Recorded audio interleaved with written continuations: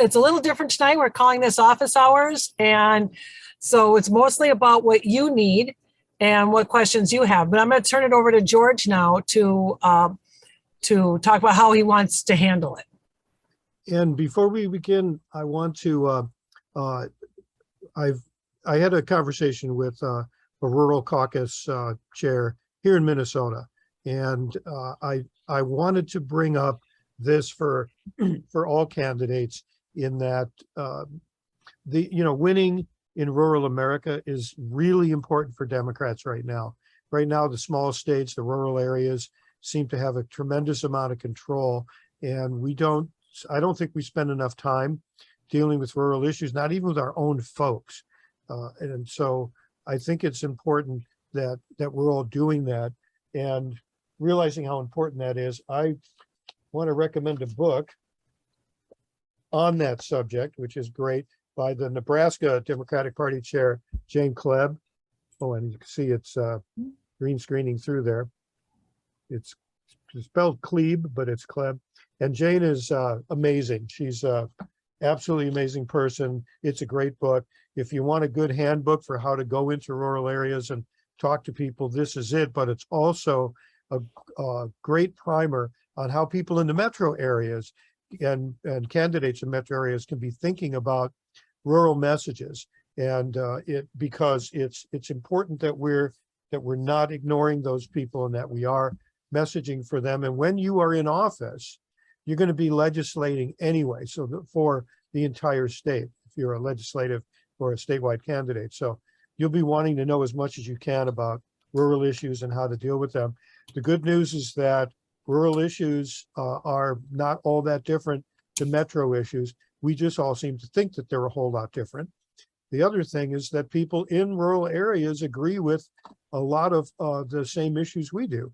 And so we can win on those same messages, those same issues. So I just wanted to throw that in there, in that if you haven't contacted or aren't a member of your state's rural caucus, you may want to check in on it, at least go to some meetings, see what's happening. Keep it in the back of your mind, because Democrats, we think tactically. What do we have to do now to win this election?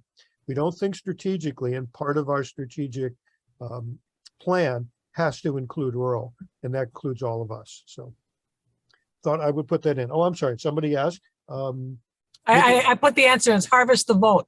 Harvest the Vote, yeah. Mm-hmm. Great book. It's not super huge, but it's extremely well written, and a lot of stories about how Jane went into rural Nebraska and just has done so much. She's a very standout state chair. So keep your eyes on her. I think she'll be going many other places. Okay, so tonight, Antonia and I are holding office hours. We've been friends for a while. I think I emailed George Lakoff, didn't hear from him for 6 months. Antonia calls and says, George doesn't answer his email too often, but I saw your email, wondered what you're doing there in Minnesota. So we talked, we became fast friends, been friends ever since. And I look to Antonia for a tremendous amount. She's probably the most brilliant framer I know. And so it's an honor to work with her. She studied in Berkeley under George Lakoff, and developed her messaging training program for a year with him, one-on-one. She's been a messaging consultant for many years, and is working currently in Arizona.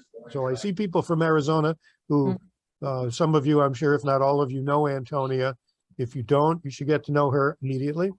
And she's working with Allison there, and she also has one of the best. I mean, she has a Substack now that is fabulous. And if you're not familiar with Substack, it's a site devoted to really good writing. And Antonia's got, you have to read what's on there. She launched it very recently, already has a bunch of extremely good, solid messaging advice on topics. I'm really looking forward to seeing more. I'll put a link in the chat. I'll do that, George. I'll do it. So you just keep going. I'll put the link in. Okay. And so I highly recommend it.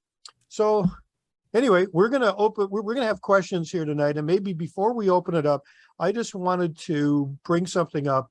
and have Antonia give us her 2 cents on it, because Hobie brought this up, the Hobart Stocking over here, expert in environmental messaging and all around good guy, brought this up, and Antonia has a great piece on it. And I hear this a lot from candidates.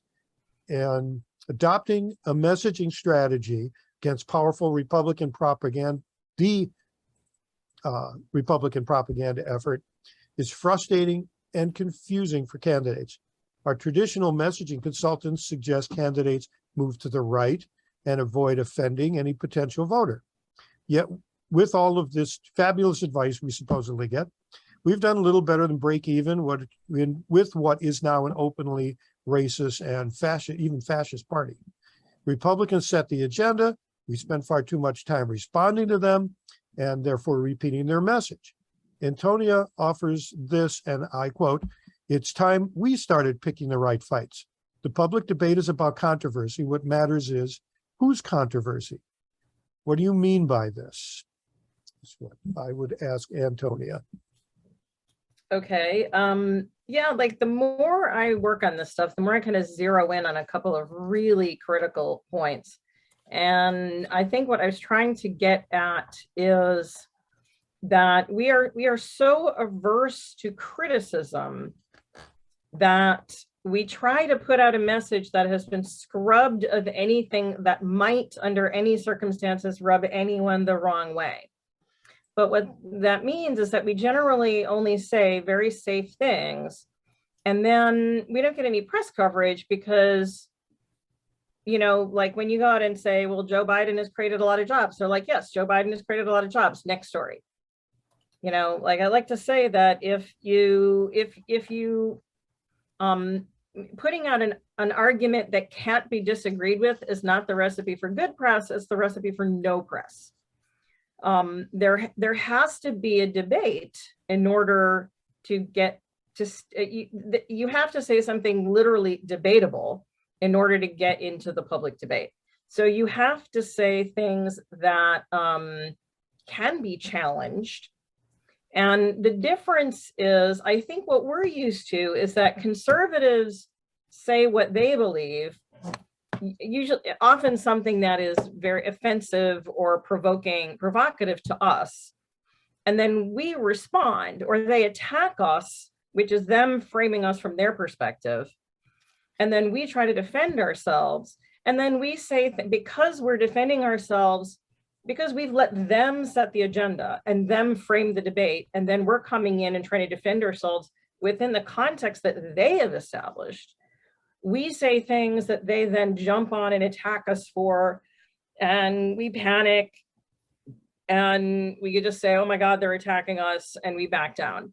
And so when I say pick the fight, what I mean is look at the situation from our perspective, say what we really think, and if we do it right, they will fight back, but they'll be fighting back about what we said, which means we're setting the agenda, and we have framed the debate from our perspective, and that puts them in the position we're usually in. Then they're the ones that have to defend themselves in a context that we've set up. So setting the agenda, framing the debate, you know, like, because we sometimes talk like, you know, like we're defending a dissertation, like we won't make a general statement. Like for years, we've been hesitant to say, oh, all this extreme weather is being caused by global warming.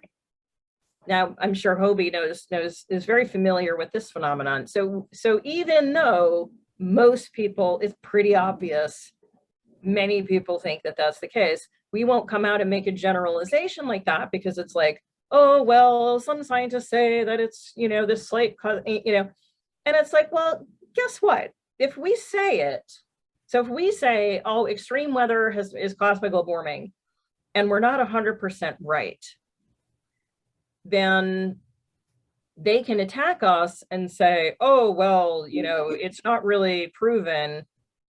And we can say, well, here's this evidence, blah, blah, blah. And then we're having a discussion.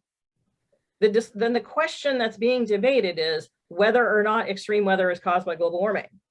That question frames the debate from our perspective. It doesn't even matter if we lost that debate. The fact is, it's the debate that we're having that causes people out there to think, gee, I don't know, this crazy stuff is happening and it wasn't happening before. Makes sense to me. And so we've like for decades, like we refuse to make large generalizations about things because, oh, we're afraid somebody might point out to a single example that's not actually the case. And it's like, no, go ahead, say what you really think, let them attack us. And then the topic of the subject debate is what we want the topic to be. So that was the subject of the Substack, the newsletter that I put out today.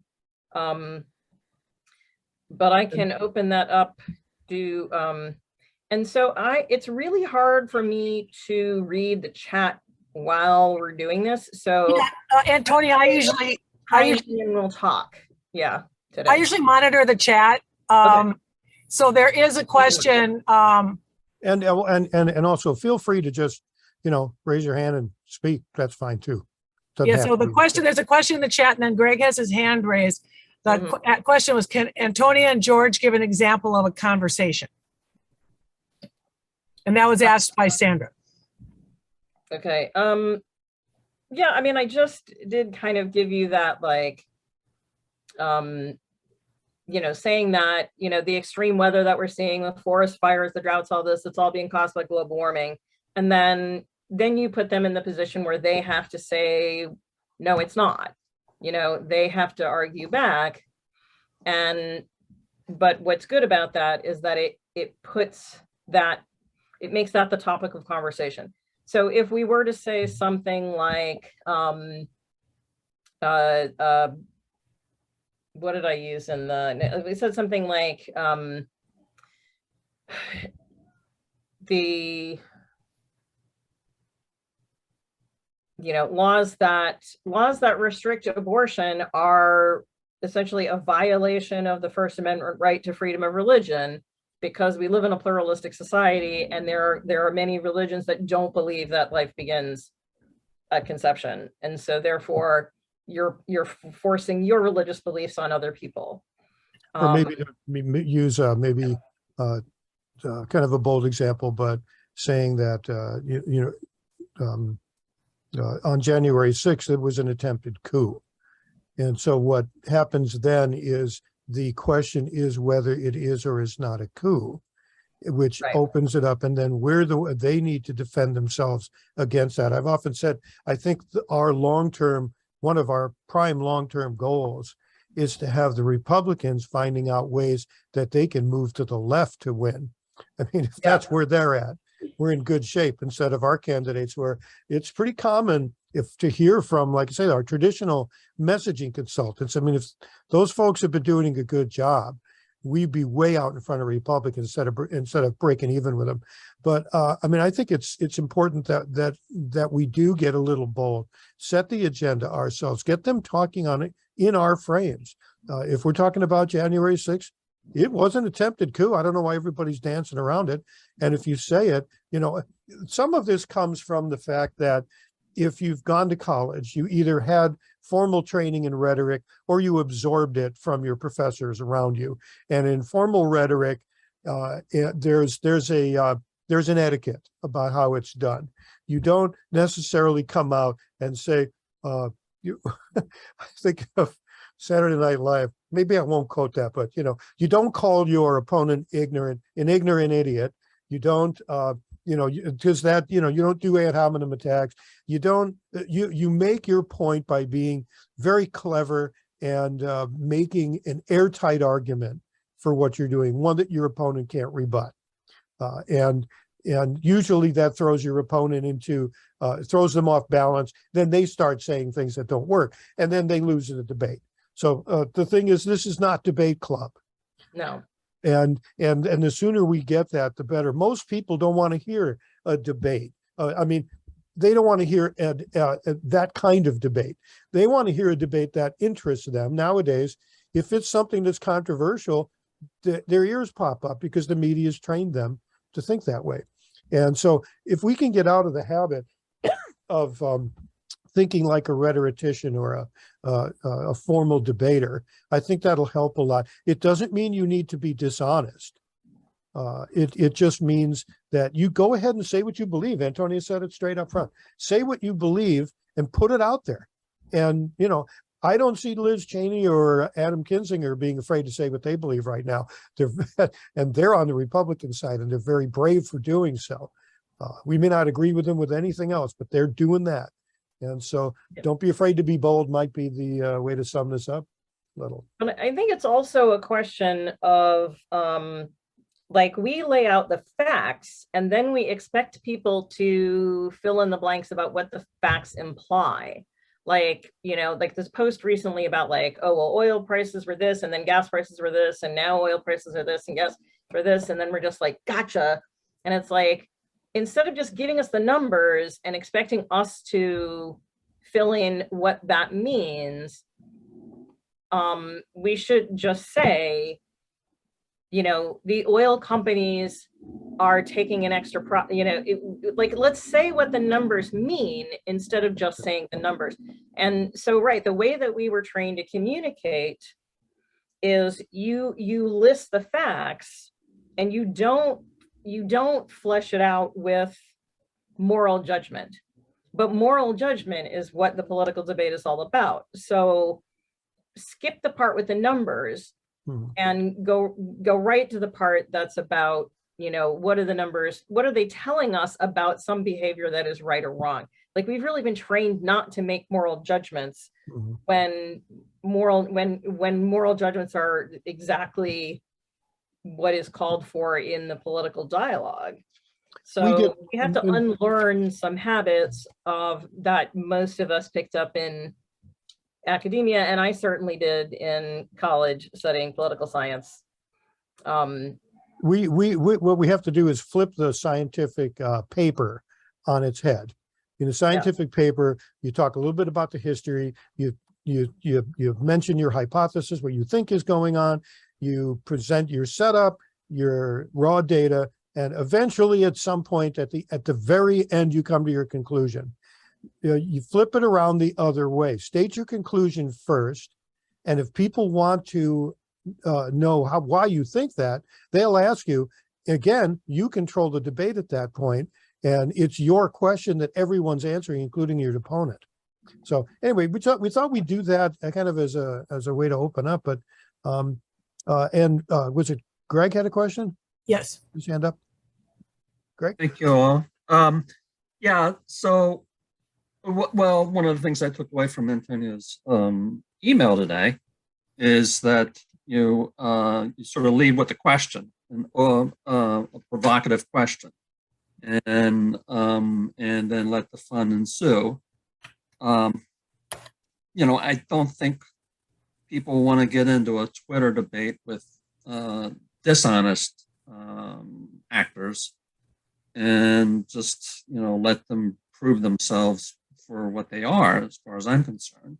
And if the right-wing media gloms onto it, then so much the better. And, you know, the party, so I'm coming from Fairfax County Democratic Committee, and I was raised that the parties are there to sort of take the heat away from candidates. And if the right wing's talking about what we're saying, then, well, they're not talking about what they usually say. And then, you know, maybe they're not talking about something, you know, what our candidates are doing or whatever. I don't know. Yeah, well, they're already saying that we're socialists and that we're grooming children to be for child abuse. Like, what are we afraid they're going to say that they're not already saying? And really horribly at that. So, like, if we say, hey, you guys are trying to privatize public education, what are they? And, you know, they could call us socialists all we want, you know, but if they, you know, what we want them to do is say, no, we're not trying to privatize public education, because then the question being debated is, Are they or are they not trying to privatize public education? So the question is, what is the question you want to be debated, and how do you provoke that question? And if you get them to fight back on your question, then you've won. Then you have set the agenda and you have framed the debate and you put them on the defensive. And that's exactly what they've done, because they say stuff that's not true, or that's, you know, that's, I mean, the irony of it is that they'll say stuff that is flagrantly not only not true, but provably not true. And then we say, oh my God, that's not true. And somehow they never get punished for that in the public debate. Have you noticed that? Like, being wrong, making gross generalizations, just saying stuff that makes no sense, they never get a punishment in the public debate from that, because they never back down. They stand their ground every step of the way, and their supporters stick by them. You know, well, I got a story on that. To do the same thing. And what's great is that they've pushed the debate so far to the right that we can say things that are controversial that 65% of the American public still that agrees with us on. And yet somehow in the public debate, it's still like, oh, we can't say those things. And it's like, well, what if we did? Like, why not? You know, and yeah, everybody's going to scream and yell. And you know what? That's great. It'll put the attention on us, and then we'll get to ask the questions we want to ask. It's like, for example, you know, we're always talking about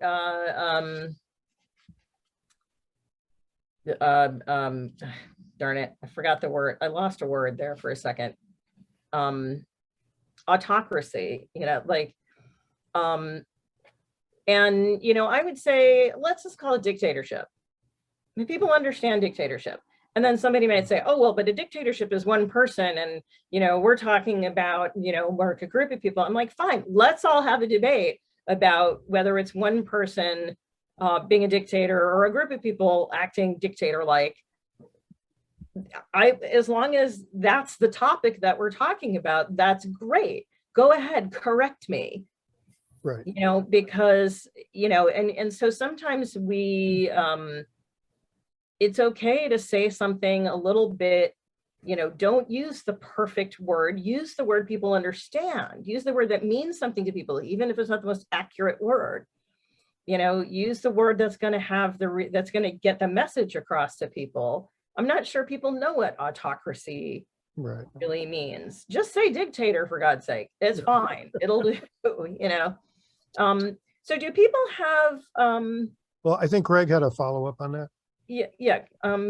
But if people have questions about framing specific issues more so than just like general theoretical principles of.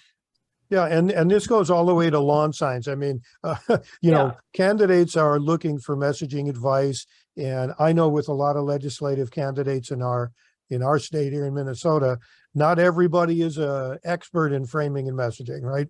And so, you know, if your lawn signs, your website, maybe a press release, you know, it's something you're working on right now. We want to make this open. If you guys tell us you like this afterwards, then we'll end up doing this again. I think it's so throw it out there for us, whatever. Ivor's had his hand up for a while. Okay. Sorry, I was on mute. So one of the things I've noticed about the opposition is that their folks are always on message. They're always on point on message, and they're consistent in their messaging. So they have the benefit of the multiplier effect. It's not one individual, you know, taking a certain position. They'll take a position across the board. And I was wondering if you had any ideas. And at the same time, you know, they use these techniques of deflection. A few years ago, it was Sharia law was the big thing. Sharia law was going to come in and take over, and we were all going to be subordinate to that. And now the new one is CRT. They keep pointing the attention off to these non-issues so that the real issues don't get debated. So I wanted to ask, do you have any idea how we can capitalize on that type of thing so that we're not all trying to frame on the fly? The message, the messaging has already been framed, and how do we get people across the board to subscribe to that so that we get the same effects as they get. Let me take that one.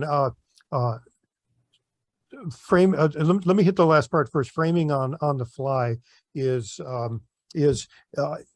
something that I think there's framing you do in the moment, but learning to frame is really important. And because if you do that, it'll come to you. The more you do it, the more it comes to you in the moment. So I'll just throw that out there. And I'm sorry, would you repeat just the first part real quick? The first part was, Republicans are, they get their messaging protocol, Oh, yeah, and yeah. then they are on message. They All the are time, on yeah. point all the time. How do we How do you that? respond to that? Well, of course, there's the pivot. So some of that stuff you don't want to respond to at all. In fact, pretty much a good deal of it you don't want to respond to. You want to kind of, you have in the back of your mind what this issue is that's being talked about generally. And, of course, the golden rule, don't repeat their message. Don't stay in their frame on that. So pivot. If you must talk about that issue, because let's say you are at a school board meeting and you have to talk about this issue that's coming up, you say what you really believe. Children should learn real history. They should learn what happened. They should not be taught to be afraid of the truth. Now let your Republican opponent argue with you about whether children should be afraid of the truth or not. And that's a good way to do it. And here's something else that I found, and I keep running across. And you mentioned this, Ivor, that they've been so good at their messaging, then they've repeated it over and over and over. I find quite often that people are so steeped in this, it's never occurred to them that there's any other way to think about it. Even though they're vaguely aware of what our arguments are, they're not really aware. One, because we're not all that good at it. and number two, they're really not paying a lot of attention to us. But if you get them one-on-one at the door or on the phone, and you say, well, I have a little bit different perspective on that. Here's how I think about it. So you're offering an alternative. You haven't said you're a nutcase for thinking that. What you're saying is, I think of it differently. And what's weird is about a third of the time, I'll get a quizzical look from somebody because it just dawned on them for the first time in their life that there was another way to think about it. And sometimes they will actually say, gee, I never thought about it that way. Now, they may not vote for you right now, but if we're all doing this and we're offering this alternative way to think about things and being bold about it, don't let me forget to give you an example of how that boldness works. If you do that, this person may say the next time the issue comes up while they're having, beers with their buddies, they'll go, I heard this one guy and here's what he said. Now they'll all argue against it and they'll scream and yell, but now these guys are talking about it, right? And so the more that happens, the more that spreads around. We can't be afraid to say that. And here's an example. Bernie is very good at doing this. He says what he means. He just puts it right out there. And in 2016, I saw at least a few news reports and a documentary on rural voters. And there's a guy with the baseball cap, the tractor's out the window, and they're sitting there talking around. They go, yeah, well, we're definitely Trump people, but, I kind of like that Bernie too. And I'm going, in what universe does this work? Why does this work? And what it came down to is both Trump and Bernie had the same message. Bernie was telling the truth about it, and Trump was lying through his teeth. But the message was, the rich guys are taking all the money and they're screwing you, and I'm going to fix it. And he said this boldly right out front, and people like the boldness, number one, and they like the message. And so, I mean, to think that it was that easy to turn a Trump voter to flip all the way over from what is now a fascist party to what they claim is a socialist party on one issue, on that absolutely amazing. So, I don't think we can take it for granted that because people are so steeped in what they've been taught that they can't think another way. It's not everybody. I got a crazy brother-in-law will never come around, right? But there are people who it'll stick in their brain. You planted a seed. And because that seed's planted and maybe gets planted some other place, we all do it strategically down the road. We win. I think I want to answer the first part of Ever's question, which is like, how do they get it so that everybody knows how to be on message? And it's that they literally have, I mean, they have a weekly meeting. It used to be that Newt Gingrich would send faxes out every morning. They literally have, and it's not even about the technology, it's about actually giving people, like, I think it's not a matter of like, we're different than they are or they're more obedient. It's that somebody is actually sending them talking points every day. And so they use them because they have them. And I think our people would gladly, I've never met anybody who wasn't like, my God, if somebody gave me an effective talking point, I most certainly would use it. It's just that we don't do that. And we have, there is a group that has a kind of daytime meeting, I think every other Wednesday, that has started doing this sort of thing. It's, I mean, every other Wednesday isn't every day, but it's better than nothing.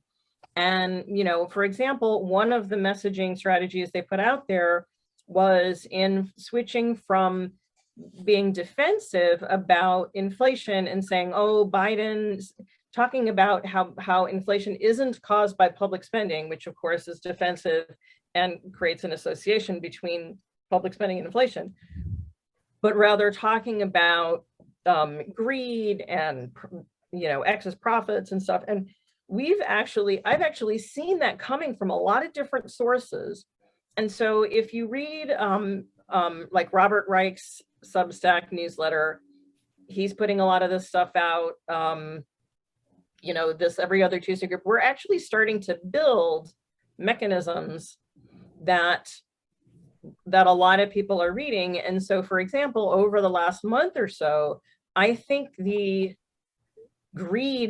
corporate greed and essentially overpricing and price gouging messaging on inflation has won over the public to a large degree. So that is a case of, you know, these various sources on the Democratic side kind of picking a messaging strategy, sticking with it, distributing it through, you know, these various sources. That's one of the things I would like to do with my newsletter is try to propose different ways of talking about things and then have a lot of people pick up on it. But I mean, literally just starting, you know, in order to start having that kind of impact, like I think the Every Other Wednesday group has anywhere like 20 to 40,000 people that either listen in or get the talking points after the fact.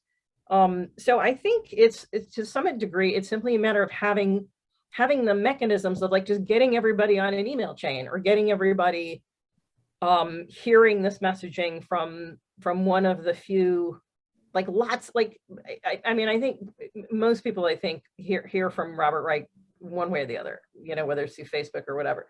So we do have a few places where this messaging is coming out of, but I think it's that our people would gladly use good talking points if they had them. And I think that, you know, the more we do to get those talking points out there, the better off we're all going to be. So you had a follow-up?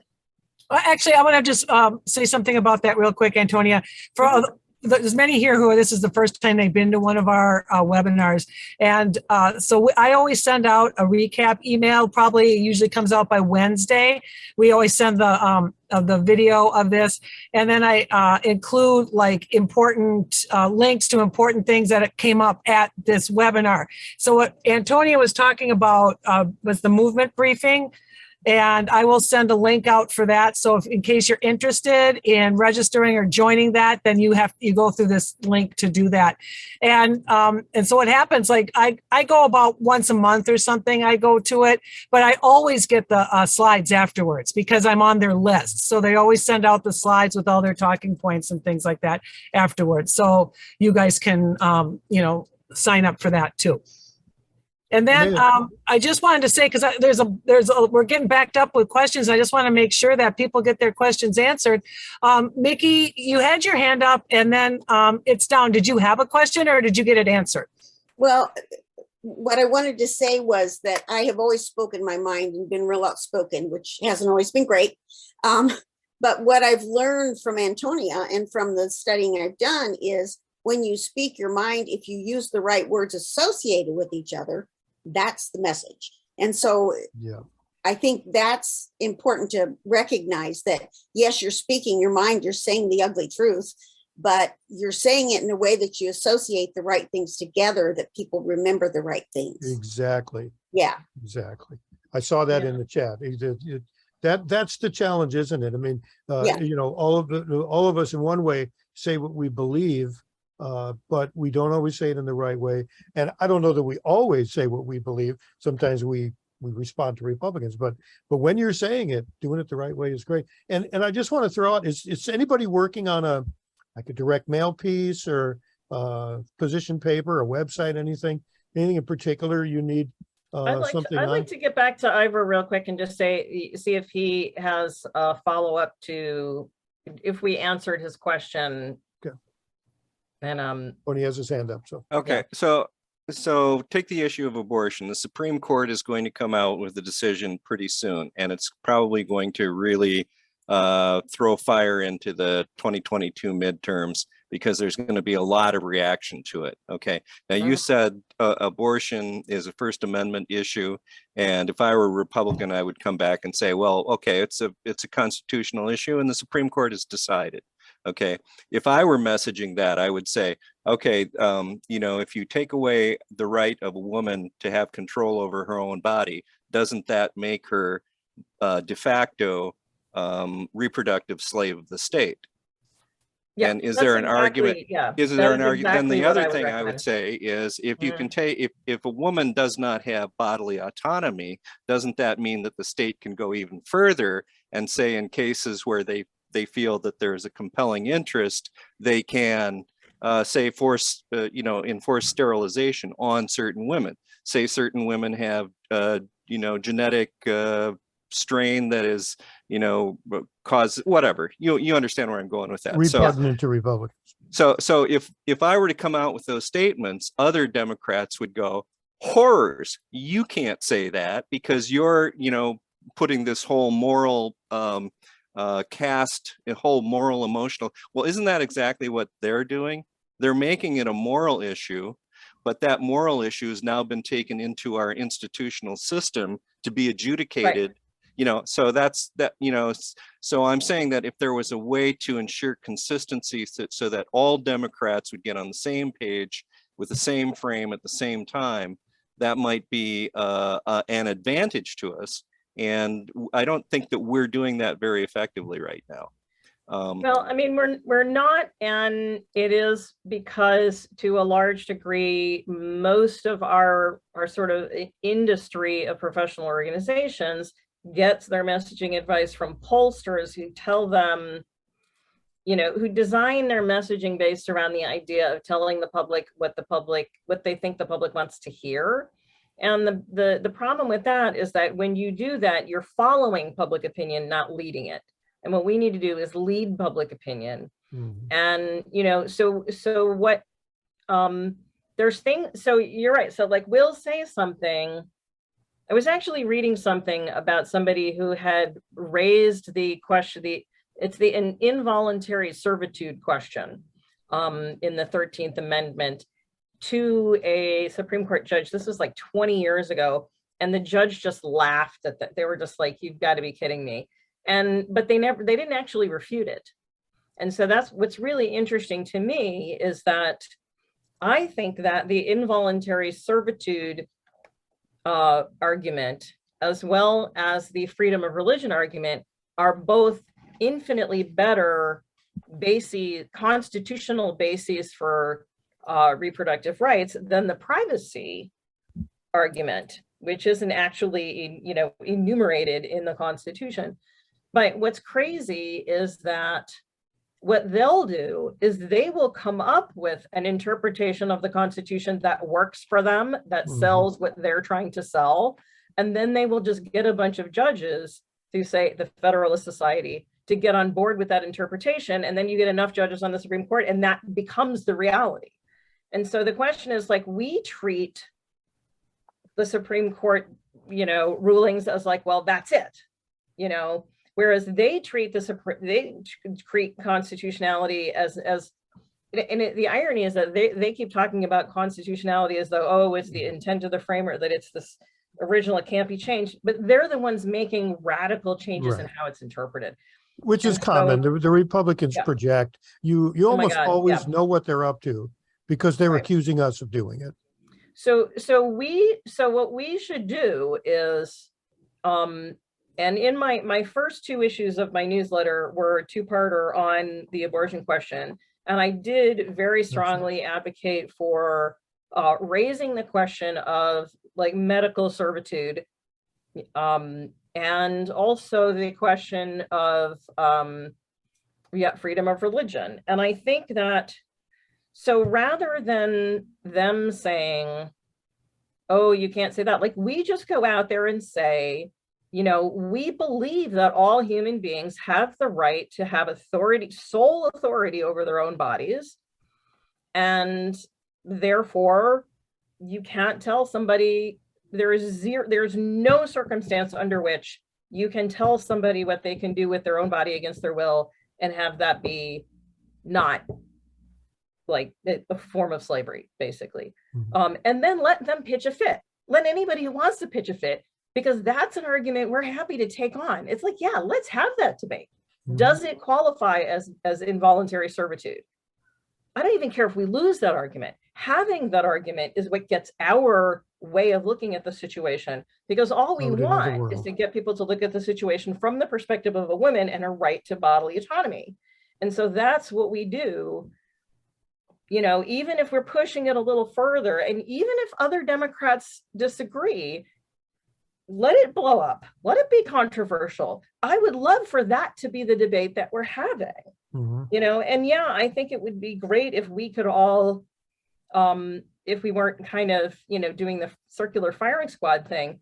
But I mean, one of the things that I like to point out is that often you have a Democrat who sticks their neck out and says the truth, that like we keep finding ourselves in these situations where there's sort of like an obviously true thing that most people in the real world believe, yet it's still something that people would gasp in horror if we said out loud in the political spectrum. How is it that the public debate is so far off of public opinion?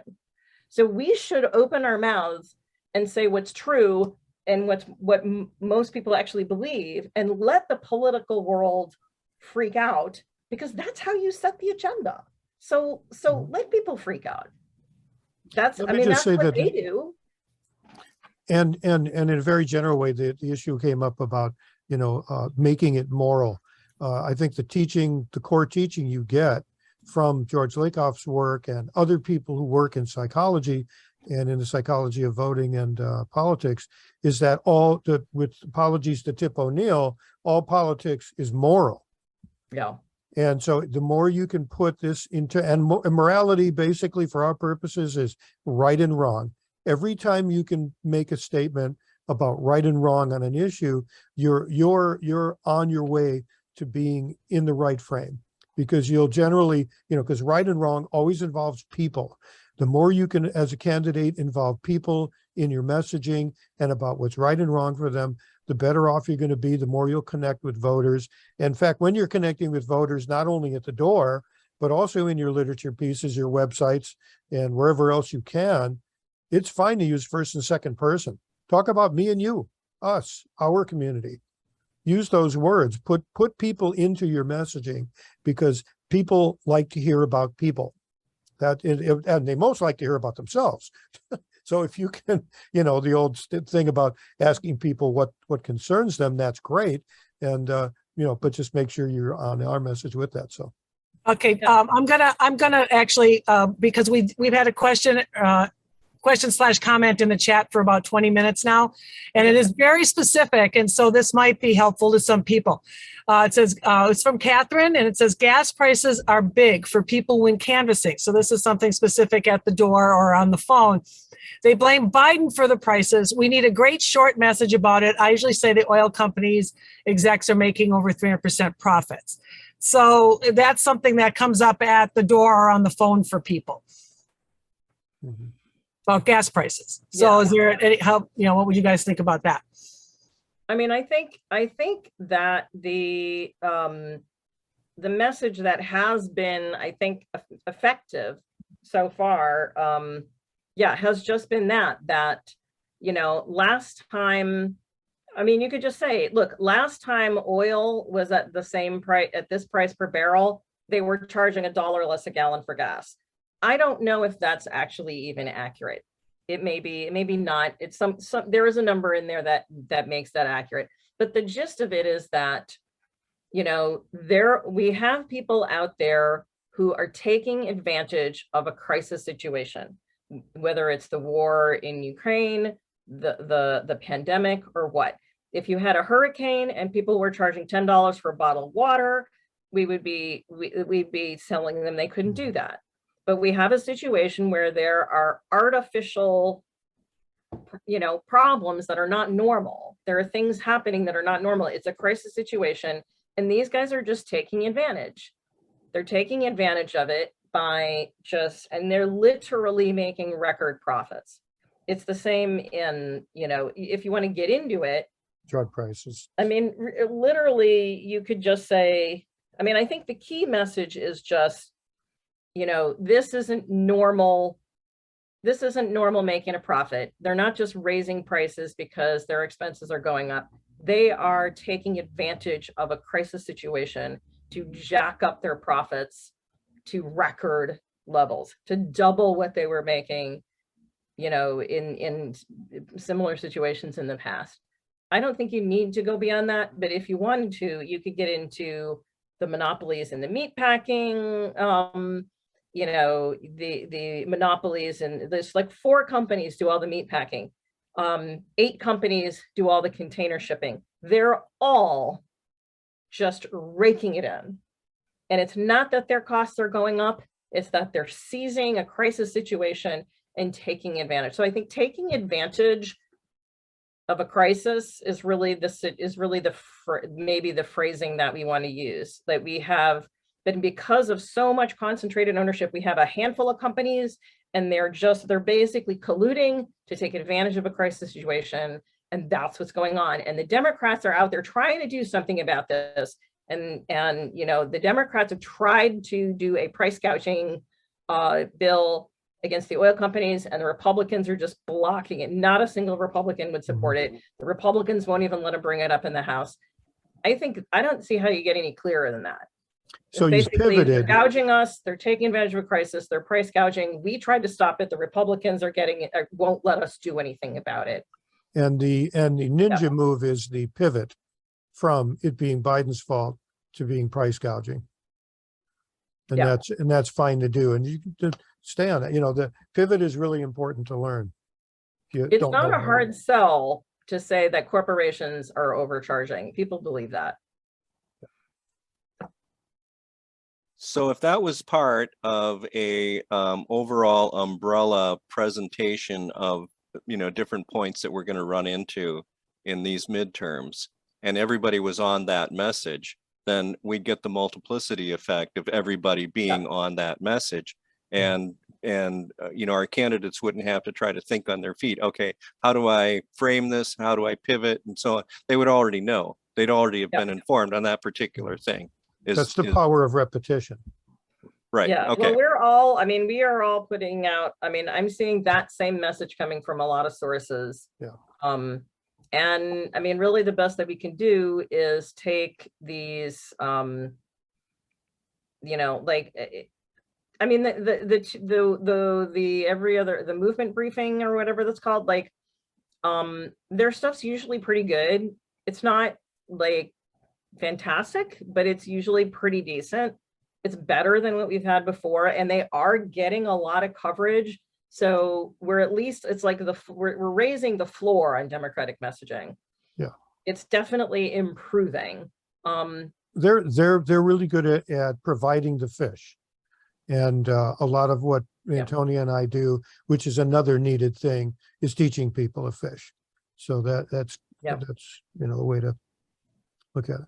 But yeah, I mean, like if I had a magic wand, and I mean, one of the things that we're going to be doing over the next 6 months or so is trying to get the content, like I've talked to Mickey and some of the folks in Arizona, and they say, can you produce little nuggets that we can put in the Democratic newsletter. So I'm going to start pushing stuff out in pieces that people can pick up and repeat and use in other, for the newsletter is kind of the first. I think I'm only on the 5th issue. So, so that's all the part of the plan. That's part of the plan. We're definitely going to try to do that as much as possible. And Now, then it's just a question of getting it out there. Let me just show the other side of that coin. I mean, obviously, it's very important to have some overriding messages that are topical and immediate and all that, and that we have some message consistency. It's super important. However, I'm also a firm believer that there isn't one magic bumper sticker that once you show it to someone, they'll immediately convert to being a liberal.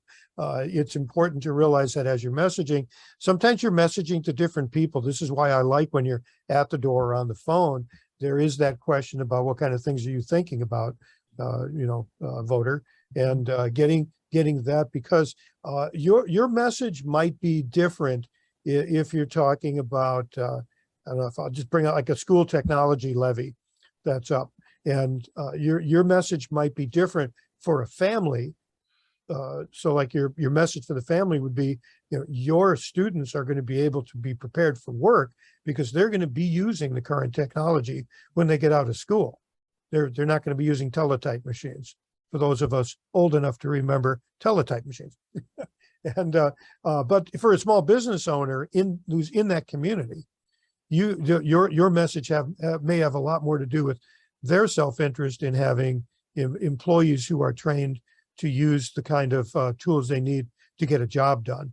And so you may have, so we don't want to just say there's one magic bumper sticker for every issue, but it's not a bad idea to have those bumper stickers. That makes sense?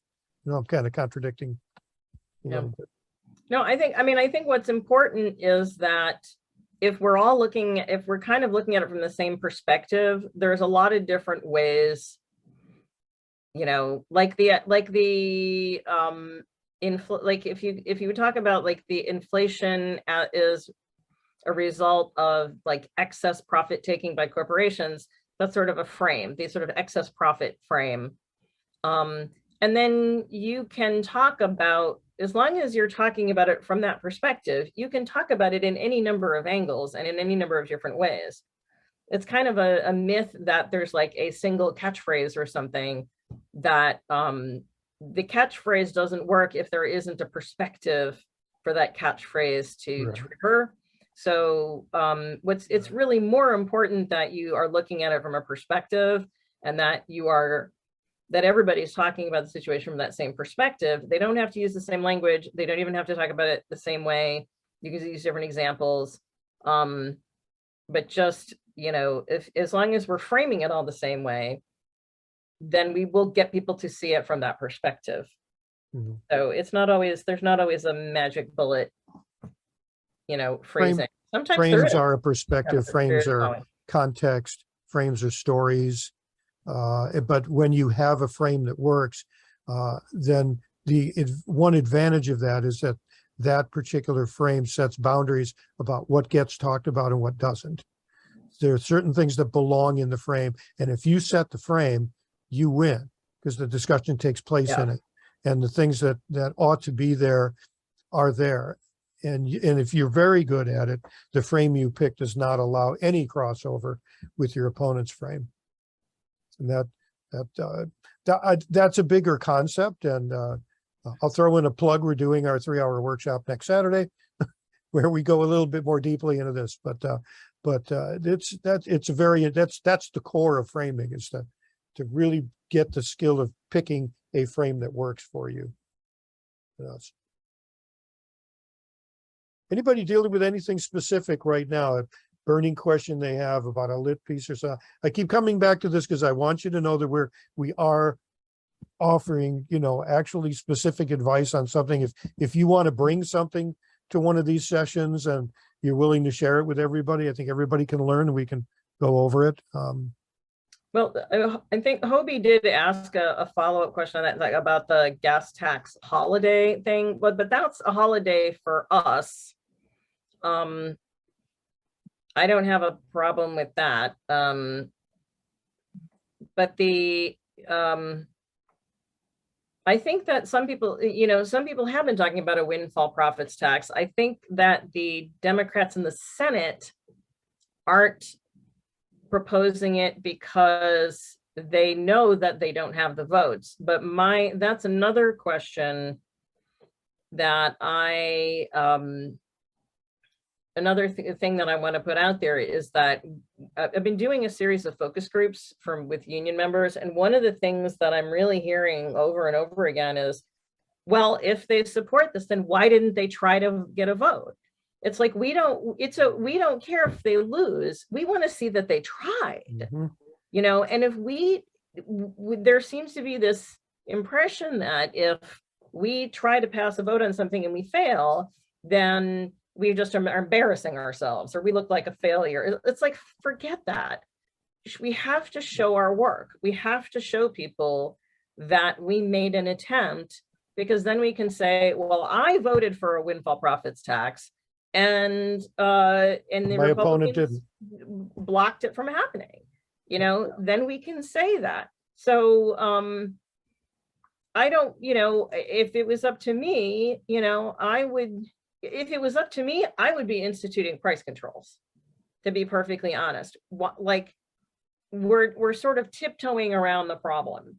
This is you wouldn't say to that guy with the $10 bottle of water, well, I'm going to tax $9 of that back from you. You would just say, hey, it's illegal to do that.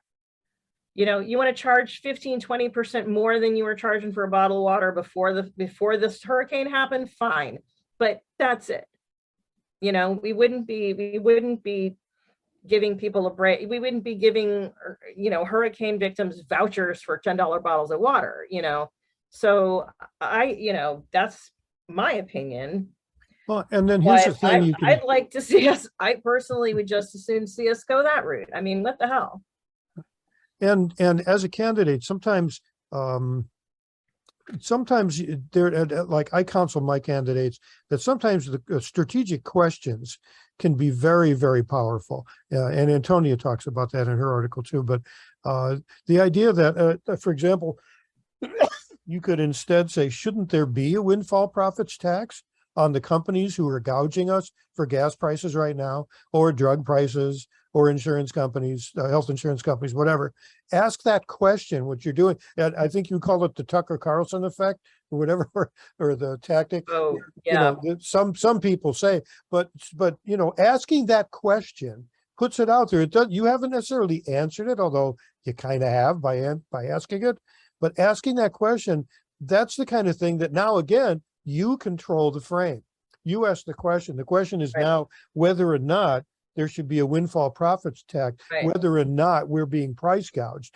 And you ask that question. If I was Tucker Carlson, so I would say, well, some people are saying that we ought to have price controls. I don't know about that. What do you think? Do you think we ought to have price controls? And then you could, then somebody else could say, well, I'm not sure about price controls, but at minimum, at least a windfall profits tax would be a reasonable compromise.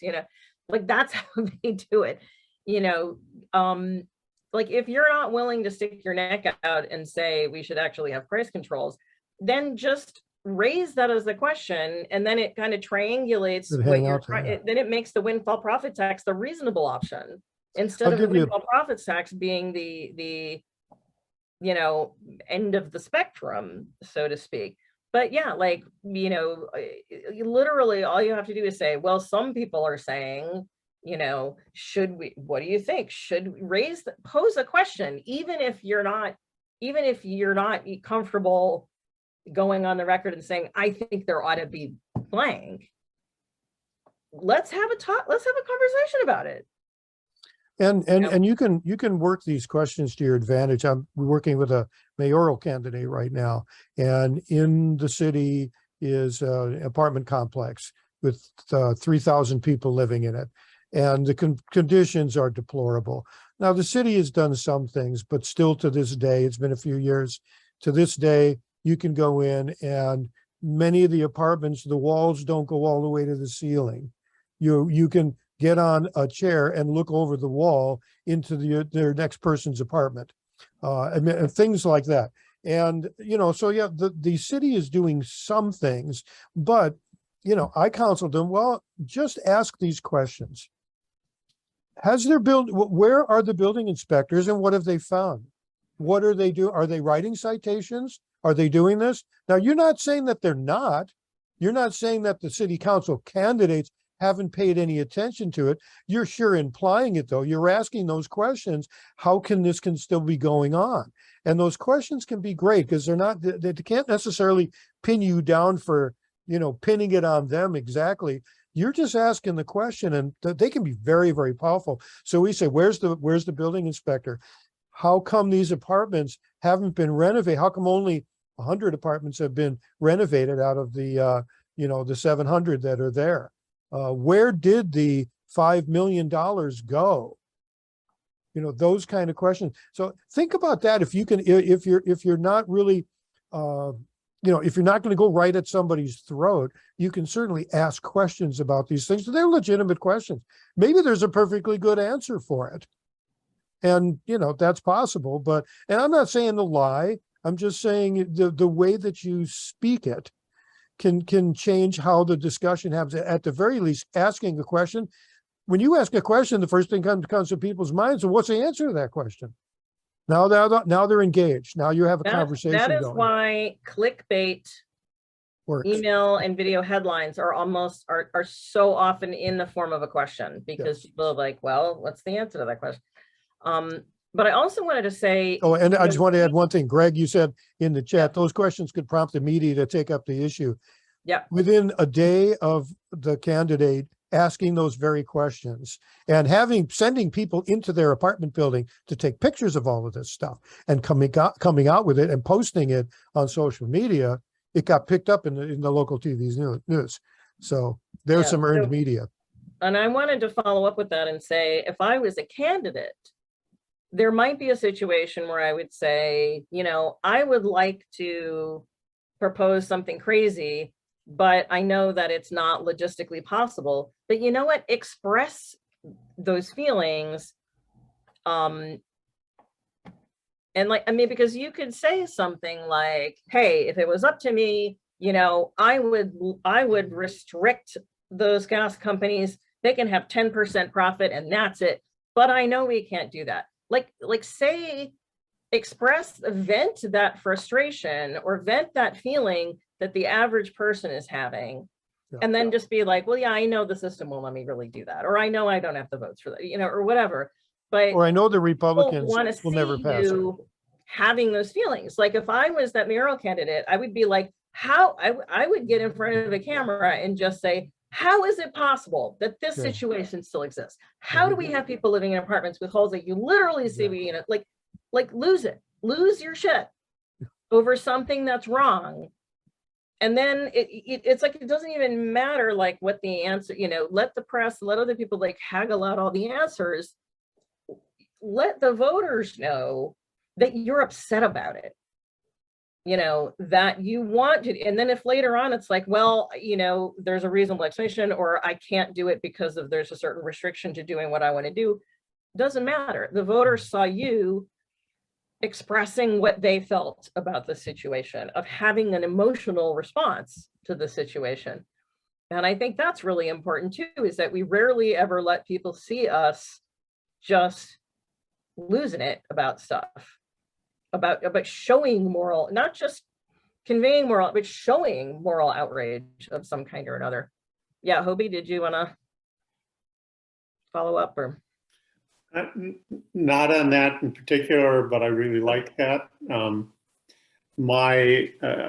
wanted to change the subject to kind of answer George's question. I'm working on something, and I don't know if we've got time to go through it, but earlier in the conversation, we were talking about the rural vote and rural America. And you know, I work on climate issues.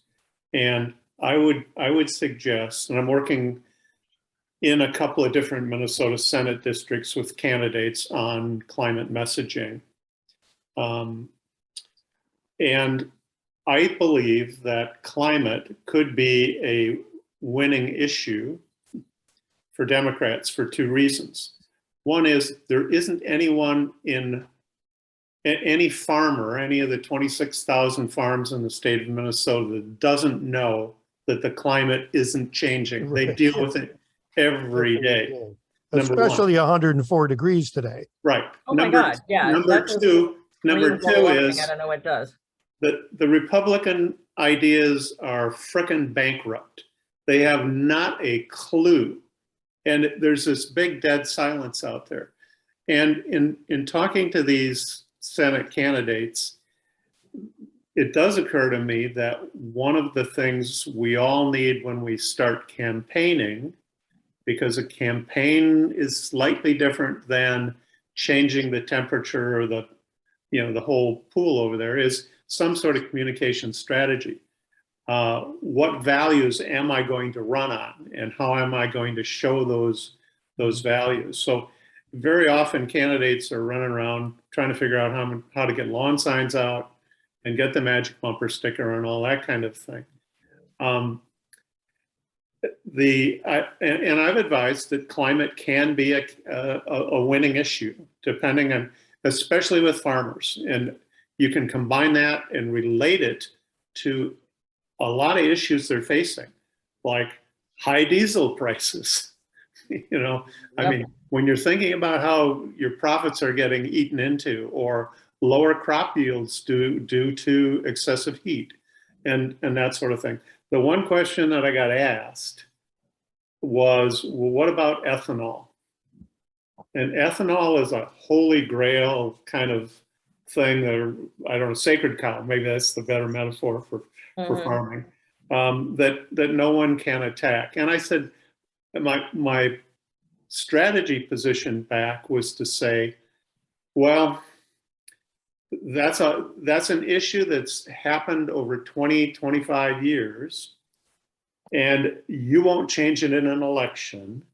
There are better values and issues to run on.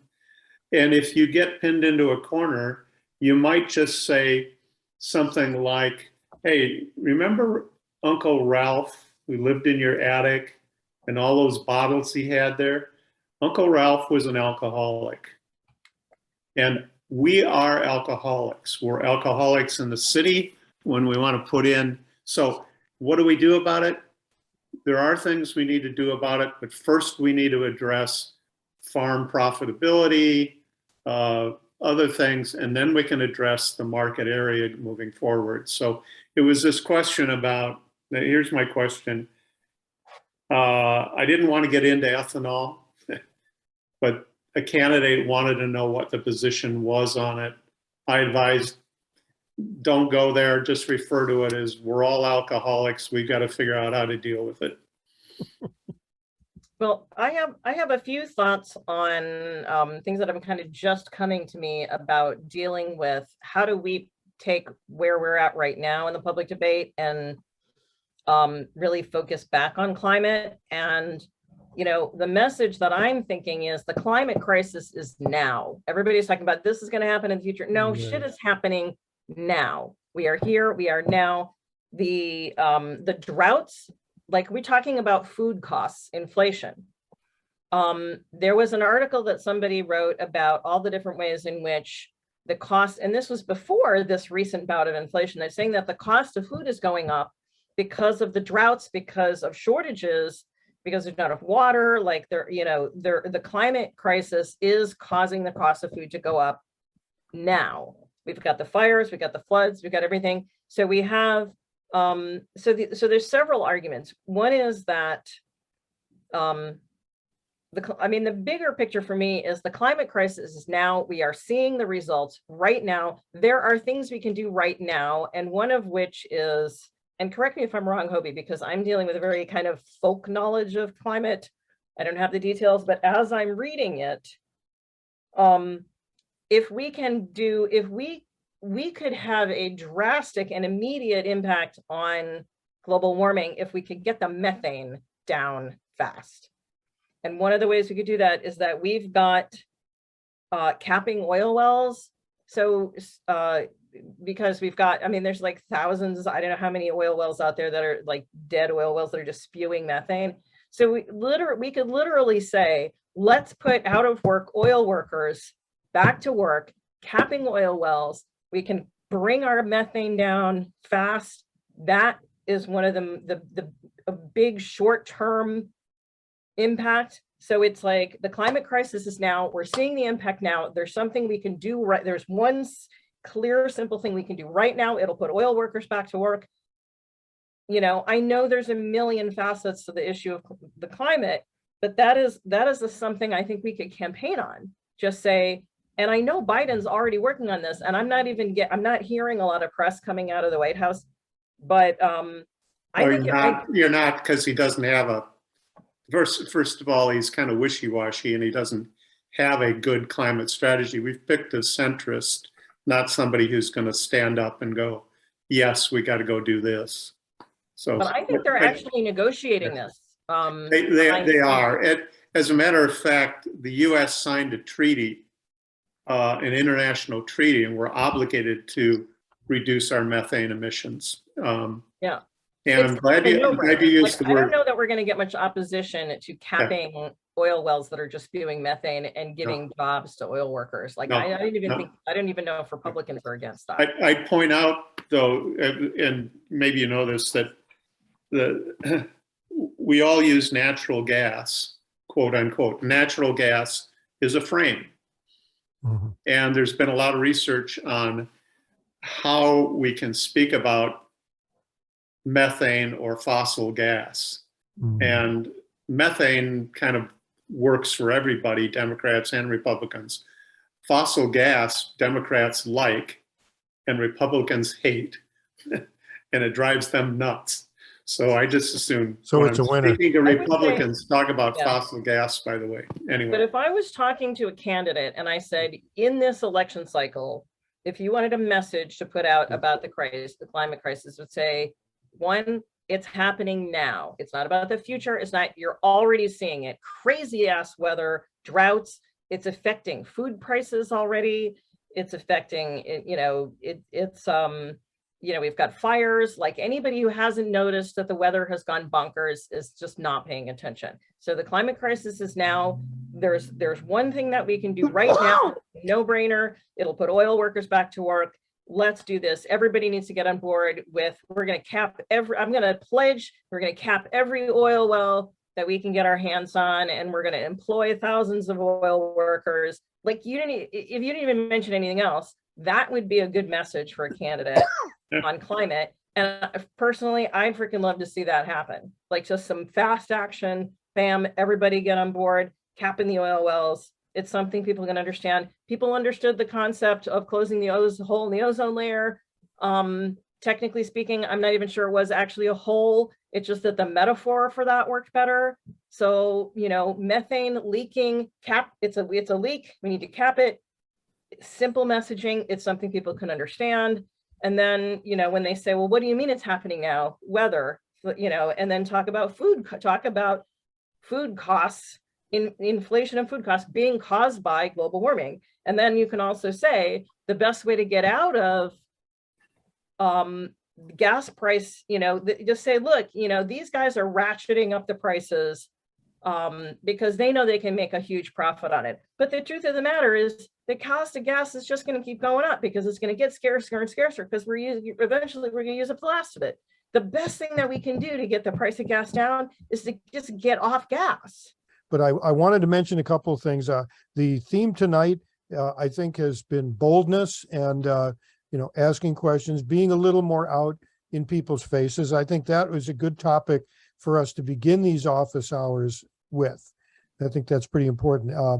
But we also do really want to help you with actual things you're working on for your campaigns. Where else are you going to get free advice from people with the kind of pedigree we have with Antonia and Hobie and myself and others? Ivor has got some. All right. Thank you, everybody. Thanks, everybody.